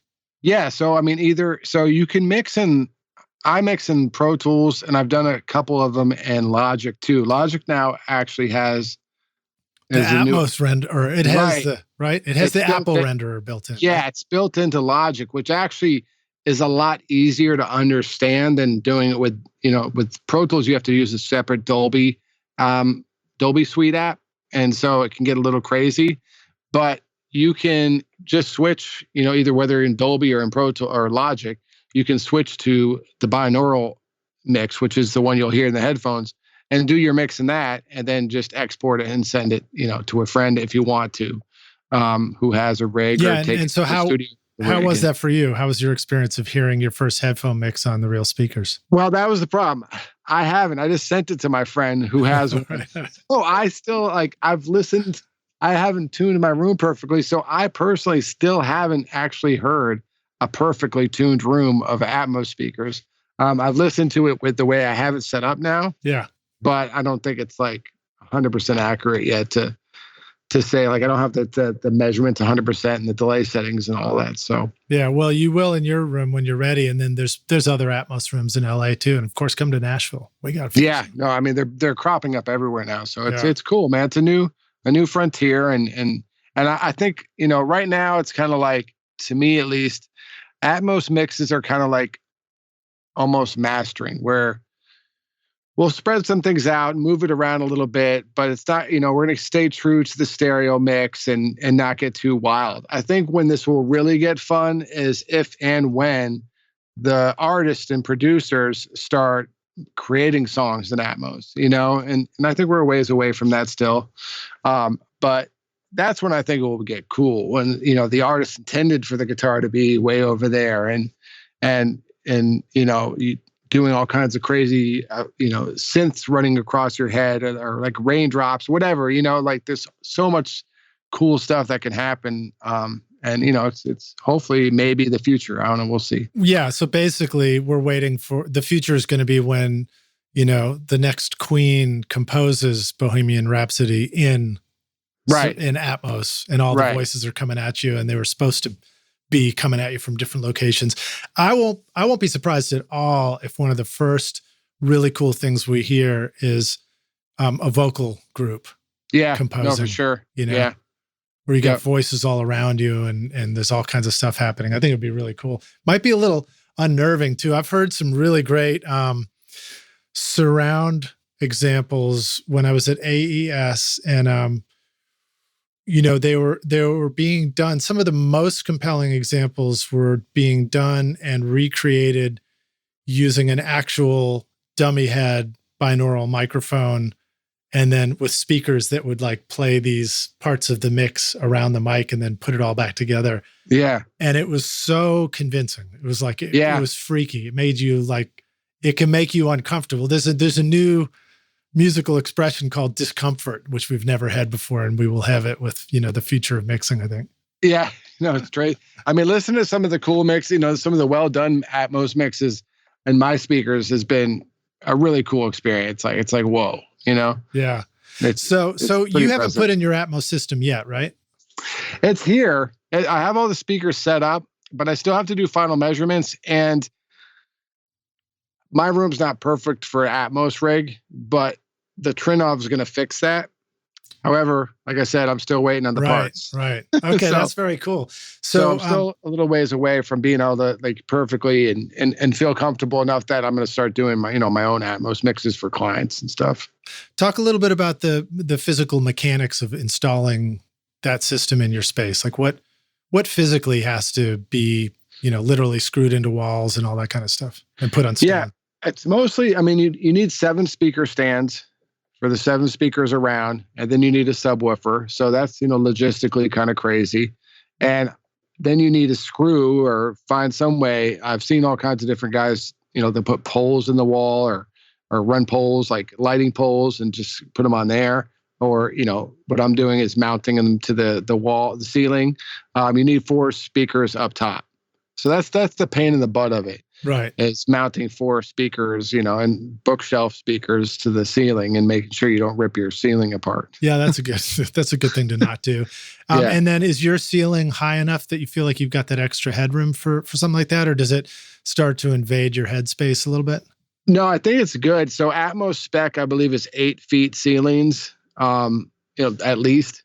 And so mine are about 10. So I'm good on that side. I think mine's 8. Right at 8. So. Yeah. So you can get away with it, Yeah. I mean, can you still play hacky sack in the mix position, or is that out now? I don't know.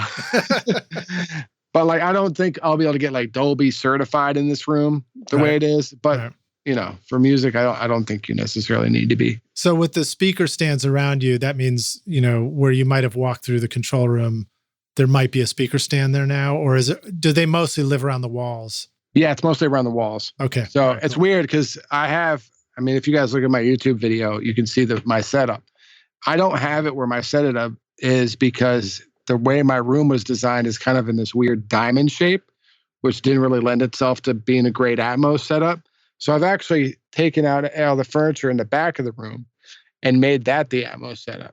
So it's kind of weird because it's more of a square space. So it's in another room. It's in the same room. It's just the back of the studio, which is more square. But I mean, do you like go to it? Do you go sit in a different place to make music at that point? For Atmos, yeah. So I have a different control room. Wow! Like two setups in the same room. So you can play hacky sack where you are. Right yeah. Right, exactly, yeah. It's a close call, man. Yeah. Well, so tell me the stuff that you're just really excited about with it. Like what are some creative moves that you're excited about trying out with that stuff? I think being able to just, creatively, I'm still kind of trying to figure it out, but there's cool things like with reverbs you can do. So like, it sounds like the reverb goes slowly behind you, like it's like pa and flies behind you. And so the way you're doing that is you're setting up like 6 reverbs, right? And pre-delaying them each a little different, right? So the first reverb's sending through the front left and right. The second reverb sending through the middle left and right. And the third reverb sending through the rear left and right. I think I said the middle one's wrong, but whatever. And then you just send that to the 3 different reverbs, but it's, the reverb's going at different milliseconds out. So and that's all on one sound flow button on your Stream Deck. Right, exactly. Yeah. So that's really cool, things you can do with it. Like, change the timing so that the reverb sounds like the snare goes pa and like floats behind you. You know what I mean? Yeah. Have you tried that in headphones yet? Yeah. No, it sounds cool. Really? Okay. Yeah. So this is something that we can start exploring right now. Yeah. Any of us rock stars. All right, cool. And then I think, if I recall, with Pro Tools, you will have to purchase the Atmos suite. Yeah. Or if you want to experiment with this stuff in Logic, it comes with it already, right? I think if you have Logic, it's a great place to start. If you're a Pro Tools guy, or I'm trying to, and I think it's built into Cubase, I think, or maybe it's Nuendo that it's built into. I don't know, one of those. But yeah, Pro Tools, you need the Dolby Atmos suite, which is like $300, not that cheap. Awesome. Well, so we're talking about some of the records you've made. I was mentioning those. And as I was listening to your discography last night before this, I was in my car and I have, I'm happy to have gotten a Tesla this year. So it's the best sound system I've ever had in a car, which it's fun. It's fun to listen to music amazing. In a car. Yeah. But I was listening, one of the tracks was Heard Him Say by Kelly 47, if I'm saying that right. Or Kelly 47. 47, yeah. And it just sounded freaking amazing. And I actually didn't really want to get out of the car and go meet up with my friend. I wanted to just keep listening, but I was like, all right, I'm late. I got to go. So, it's got like these cool background that it's going like whoops, whoop, whoop, on the stereo field, and then the groove and everything. It just glued together so well that I was just bouncing my head. Tell us a little bit about that track. I mean, it's funny because I think you already revealed to me that was one you had done before, yet here we are talking about all the new tools. And we're always confronted with that. Yeah, I think that mix is probably 6 years old. And it's weird because like that actually I co-produced with Lakaylee. And the whoop is just her voice. And then we sampled it and threw some reverb on it. And she's a real minimalist kind of artist, does a lot of stuff with her mouth and voice. And there wasn't a whole lot to that track, but just making it feel good. It's what it's all about, is making things feel like they're supposed to be in certain places. And I honestly can't even remember like what I did with that track because it's been 6 years. But did you? I think you just said you would have recorded her voice and then sampled it. Yeah, that's what the whoop is. That whoop. So how would you do that? What would be like if you were going to do that right now on a session? Yeah. What would be some of the moves that you would like capture an actual sound you created and then reintegrate it as a sample into a production? What tools would you use? We made the production in Logic. And so we would record vocals, do a couple different whoops and stuff like that. And then I put it in the ESX sampler, which is... Hold on. I edited out the cough, but Rockstars, I'm going to reveal that I'm really proud of myself for getting into the programming thing. And I actually programmed my Stream Deck to have little marker buttons on it, and one just says marker, cough. And so every time anything comes up now, I'm no longer frustrated by a sound during a podcast. Now it's just a thrilling moment to press my little automation button and drop these markers in. With me, it's been lots of coughs, so you're using it a lot. Hey, man, I've been there.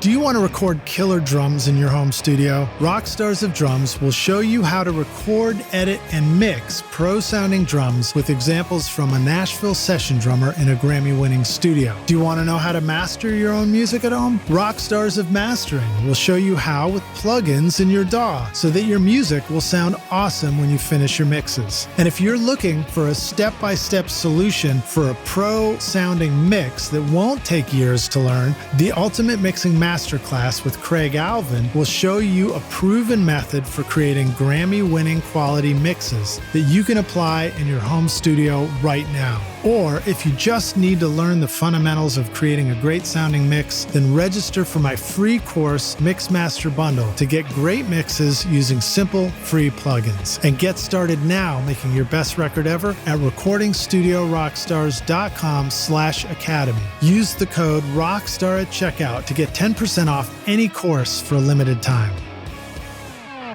Well, all right. So what was it? The EX24? That's the sampler in Logic? So but how would you get it from the sound into the EX24? You just export the audio file.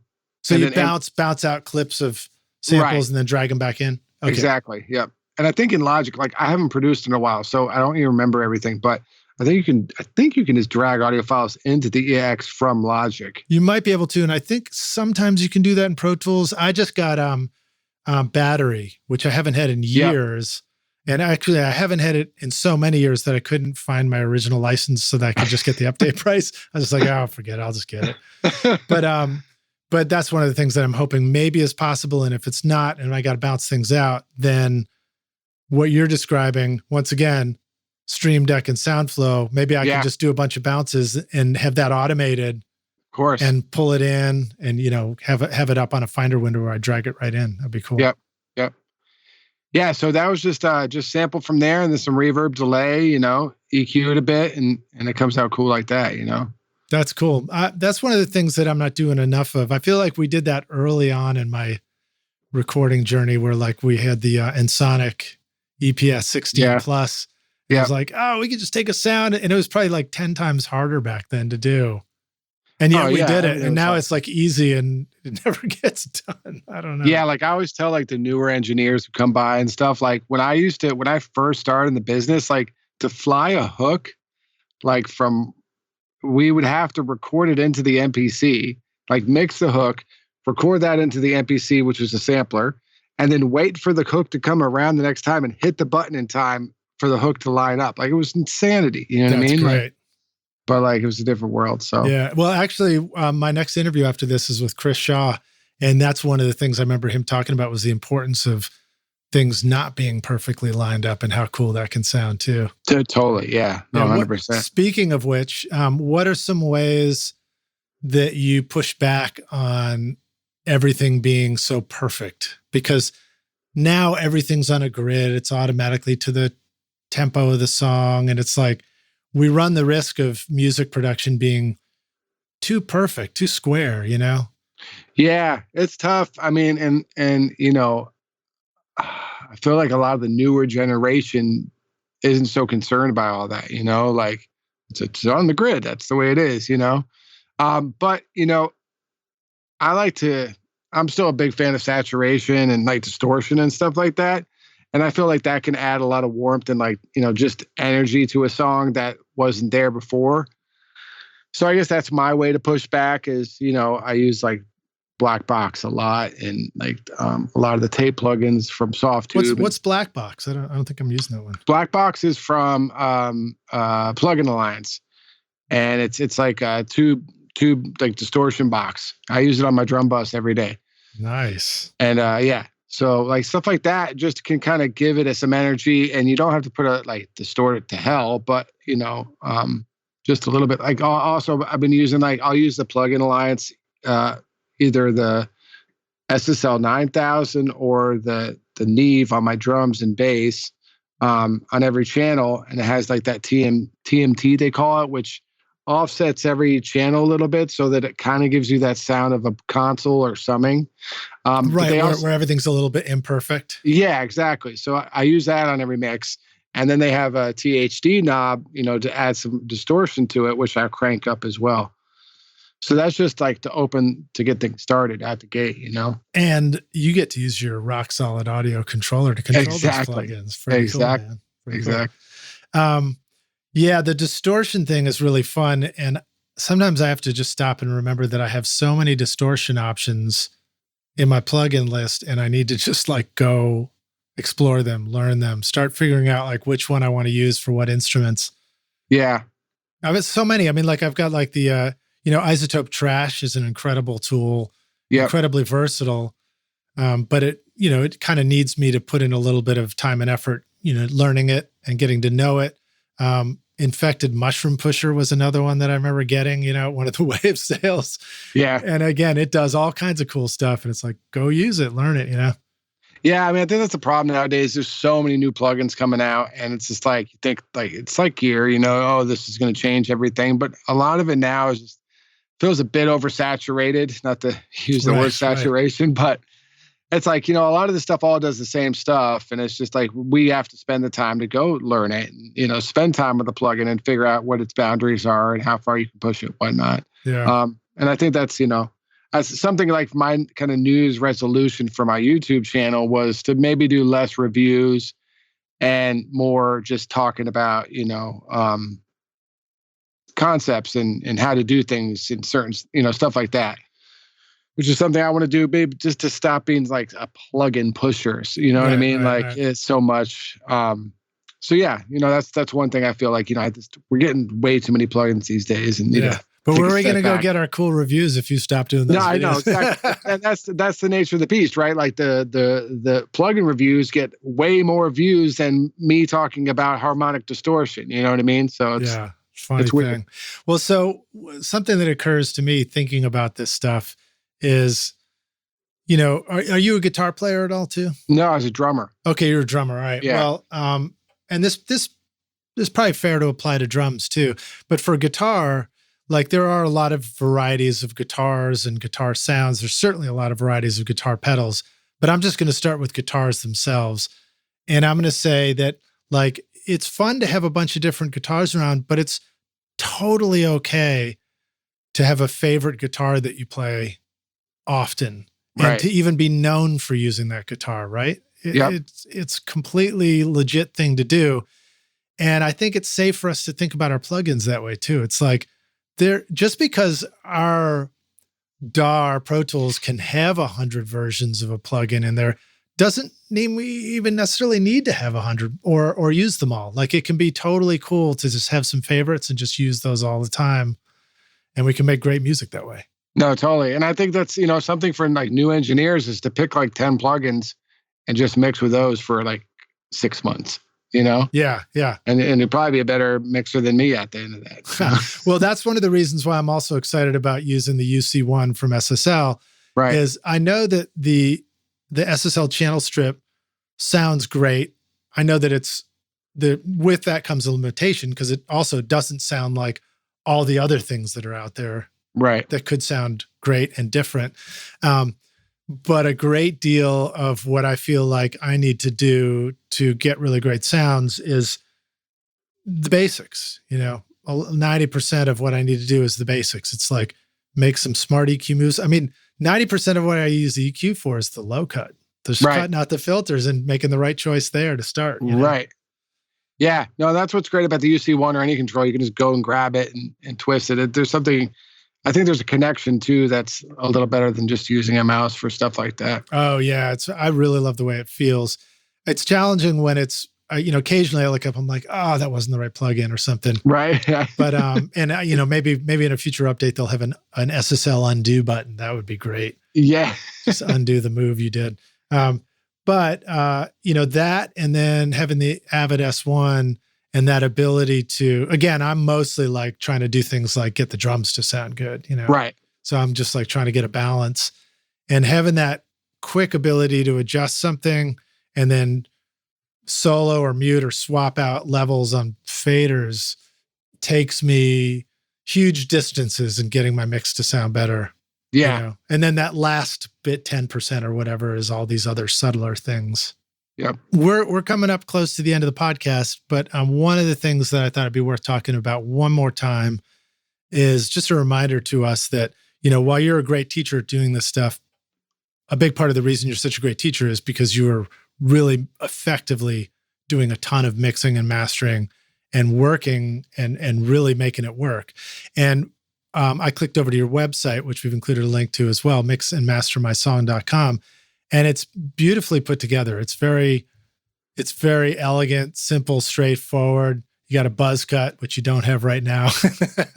Yeah. And you know, it looks like your way of letting people know what you do and onboarding clients and bringing work into your studio looks pretty dialed in. So I wondered if you wanted to talk more about that, if you want to give some tips to the rock stars about, you know, like, okay, let's say you want to work with people either locally or remotely. Here's some great tips about how to think about your website. Yeah, it's interesting. So I actually built the website myself. I had someone build the site for me first, and it sucked. And then I kind of got ripped off, and I was like, I'm going to learn how to do this. So I got Divi theme or whatever it's called, and just started figuring it out. And, you know, over the years, I've gotten better at it. So this is a WordPress site? Yeah, WordPress site. Okay. Yeah. And we probably talked about it on the last episode too, but yeah, we might have. I it's can't good remember. stuff. Yeah. But yeah, so, you know, I built the site and I just wanted it to make it as easy as possible for people, you know, because you got to understand there's some people who are mixing their first song ever. And there's some people who have mixed, you know, 10 albums, you know, or been artists for 20 years. And so you have to speak to that person, both those people and everyone in between on one site, you know. And, you know, the whole reason I started the website was because I'd worked with the major labels for a long time, and I still do, but I just liked working with independent artists better. It's just a lot easier, and it's funner and so forth. So after doing some research, and it was tough for me because I have like a major label price and then I have an independent price, and it was tough to put prices on there, you know. But after talking to a lot of people, it's like they don't like, you're going to lose so much business if the price isn't there, because people want to know what it's going to cost them to get something done, you know? Or they just want to know if they're in the ballpark. Right, exactly. So, you know, I think, you know, if you want to set up like a remote mixing site or something, people just want to know how much it's going to cost. You know what I mean? Like, you can beat around the bush and all this. Like, you know, my label price is 5 times what that price is. And I tell people that, you know what I mean? And I tell the labels that. And so you can get to a point where it's all clear, you know? And so, yeah, so I did that. And then having a really easy, you know, a good way to upload files from the client is good too. Like, some people use like WeTransfer, but I don't know. I find Dropbox to be better for that kind of stuff. And you can put it in separate folders and do all that. And then I use this program called File Drop that links to my Dropbox, and people can, you know, type in a little bit of a survey of different, you know, what's the beat per minute of your song? Do you have any notes for the engineer? They can fill all that out, and it will connect with the files so that when I download it, I have all that information before I get. Oh, it's kind of like an onboarding form. They go there and they put in the information you need, upload their thing, and then it shows up in a Dropbox for you. That's cool. Yeah. So it's cool. So it's all kind of linked together, and I can, you know, get all the information about the song in one place. Had you tried to do that kind of thing manually with Google Forms and stuff at any point? I tried it with like a separate form thing, and it was cool, but it was just like, you know, like I said, you're working with people from this is the first time they've uploaded something to the internet, you know, and a lot can go wrong, especially when you're uploading audio files and sessions and all this. So I want to make it as easy as possible for people so they can just drag and drop all the files into this little form, type in a few words and hit send, and it's transferring, you know? Yeah, that's cool. Yeah. It's a surprising challenge to do that stuff sometimes. It's hard.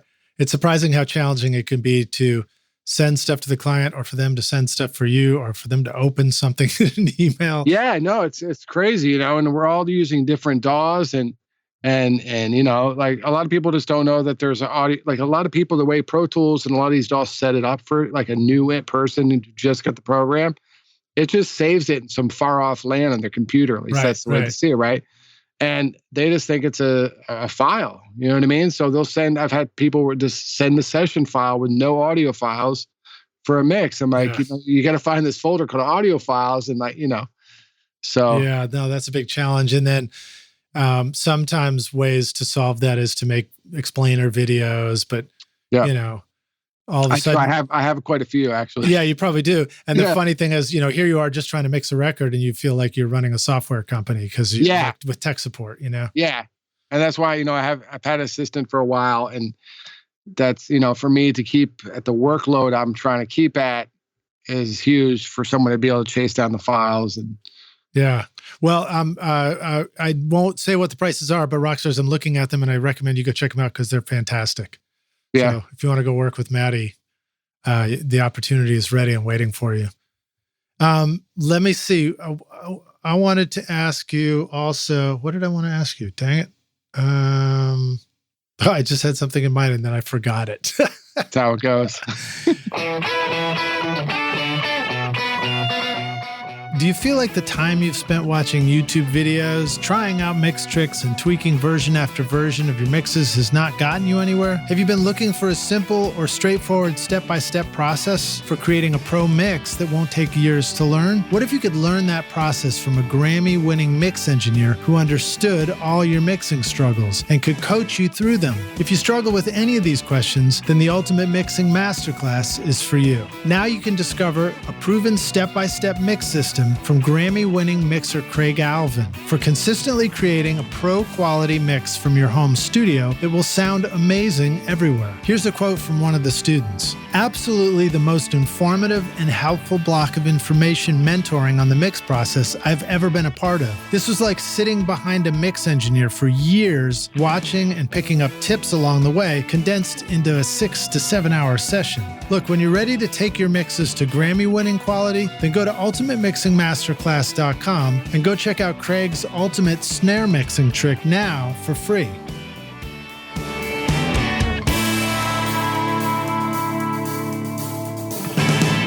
Oh, yeah, I know what it was. You've been making a lot of great videos. Tell us about some of your, we'll call this some of our closing out questions. Just tell about some of the plugins stuff that you're really excited about right at the moment, new stuff that's come along where you're like, this is cool. One of the ones you reviewed was the K-Knife or K-Nif Audio Soma plugin. Yeah, that's the interesting thing is how to say that thing, because I've heard Knif, and then someone who, there's always that somebody who on the comments corrected me that it's Nif. I just figured it would be knife. Yeah, if someone knows the answer of how to say that'd be great. But that EQ is actually really cool.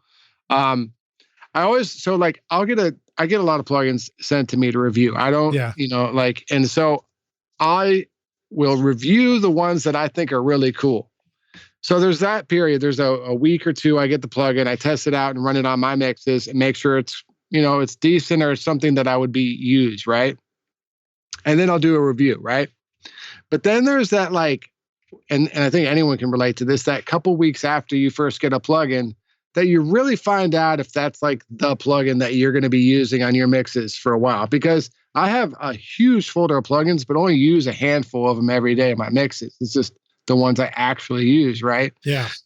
So that's how I always base what are the best plugins out of, the reviews and then the ones I keep using. So the Soma I've been continually using for a while, and I've had that for a month, and I've been using it on the E for mastering, and it just sounds really good. It's clean. It's a clean EQ. There's not any sort of harmonic thing going, but it would be it just opens things up in a weird way. I don't know how to explain it. It's a really good mastering EQ. Yeah, it would be a good mastering EQ or like a 2-mix kind of thing where you just want a really pure thing. But it's not, it doesn't look like a SSL EQ, for example. It's a little different from something like that, right? Yeah, no, it's like a standard mastering EQ, and it can make small moves. I use an MS mode a lot. So I dig that one a lot. Reverbs, and I don't like doing any reviews on reverbs, but I reviewed this one a month or two ago called Tai Chi. That Nice. reverb is freaking amazing, and it sounds really, really good. I highly recommend that if you're looking for a new reverb plugin. And let me see what else I've been using that I really dig. I will ask this about the Canif, the Audio Summit one. I thought you mentioned in there that it was modeled after passive EQ, like the massive passive is a passive EQ too. And it's always funny to me, the idea of a digital plugin being a passive EQ. Right. Yeah. Well, so NIF Audio is a guy, he's pretty well known. He's a European guy, I believe, and he's been making these EQs, hardware versions, for a long time. And he also makes synths, which is kind of interesting. Oh, cool. But he's pretty well respected in the mastering world. And so this is the first time they made a plugin with the EQ. Very cool. So that's good to hear, because that means it's somebody who knows what the analog is supposed to sound like, modeling it after that. And, I think of like Doug Fern, when I was chatting with him, he was very, very particular about finding the right plugin designer so that his plug-in version, which I think is Acoustica of DW Fern. Yeah. It sounds like that. Or chatting with Dave Durr, and the plugins that he's designed for the Distressor, for example. Yeah, actually, speaking of that Fern, the Ruby too is a great EQ for vocals. Yeah, if you guys want a good EQ for vocals, that's one.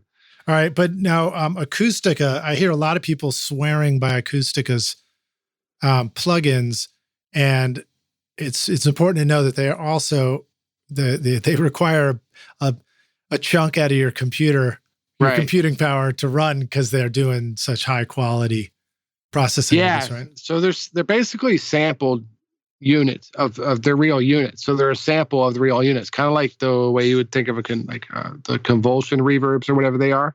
But they sound amazing, man, and that's actually one of the reasons I feel like I don't need to actually always go outside the box. If you use one or two of those in the certain spots, because I can only use like 4 or 5 before the computer starts getting a little crazy. Yeah. But if you use them in the right spots, it can really give you that, there's always that people talk about with analog, that width and openness and stuff that you can sometimes not get in the box. Those to me kind of give you that.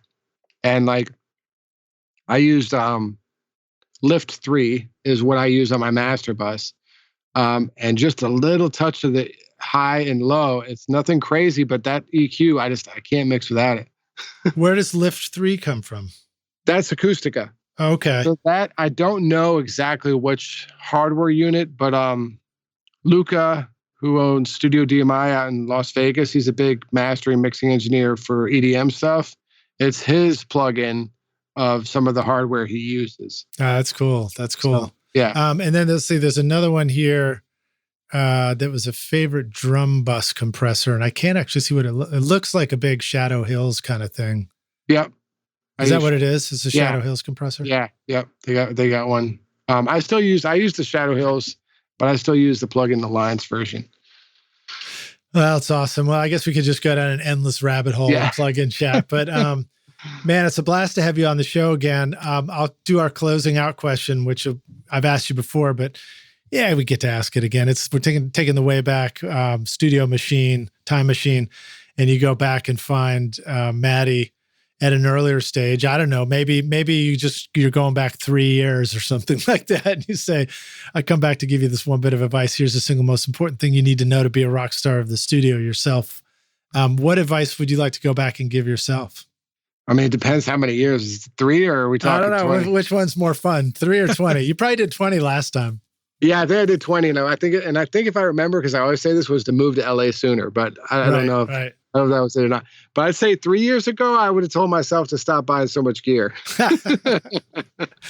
Just hunker down and mix. Yeah, exactly, man. It's funny because I started off in the world of analog and digital combining. That's when I first started working. Pro Tools had just come out.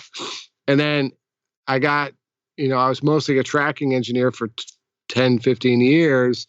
And I was doing rough mixes in the box and stuff. And then I started full-time mixing, and I bought all this analog gear that is cool and I use it. and it's great for mastering, mixing. But then now I've kind of come back to doing a lot more in the box again. So it's like a full weird circle. Yeah. Well, I mean, I think that the box itself has improved dramatically over the years. And then again, improving the monitoring means all of a sudden you become aware of when you're finding the sweet spot and making those changes. Whereas maybe in the analog world, I don't know, maybe it's a way to think of it. Maybe in the analog world, there's a bigger sweet spot to stumble on or something. Right. But in the digital world, it's like I said, there's an infinite number of wrong moves you can make. 100%. Yeah. And if you can't hear them, there's not going to be any matter anyway. Yeah. And then if you don't have fancy monitors, then like you said, you can do it all. It just means you put in some more effort. You got to get up and move around more. You have to do this, that, and the other thing. I'm still listening on different monitors, even though I've got my fancy ones. I still love doing the mono Oratone, the Avantone Mix Cube, and I just turn it down as quiet as it'll go, and I just balance the instruments, Yeah. Yeah, I find myself working in headphones a lot more nowadays, especially because that's what everyone's listening on. Yeah. And it's funny because there's always this point where I really wouldn't check mixes in headphones. I just mix on speakers. And then I'd get these like mix notes like, oh, at like 242, there's a click. I started getting these like 4 or 5 years ago. What the hell is all these clicks coming from? You know what I mean? And what it was is when you listen on headphones, you hear all the clicks way clearer than you do on speakers. Right. I don't know why, but you do. And so all my clients are listening to their mixes on headphones now, and they're hearing like a little lip snack that they never would have heard in their car, but you hear in the headphones. So now it's like I have to listen to all my mixes on headphones now just to make sure I catch all these little like weird things that you hear in detail on headphones. So yeah, except that you just go over to your Stream Deck Soundflow and you hit D-click. RX, where we are, RX8, RX9 now. Yeah. I got a whole page for that one. Dude, that's awesome. Well, thanks so much for coming back on Recording Studio Rockstars. It's a blast to hang out with you again, man. I hope I get to see you at the next, NAMM event or whatever we're doing.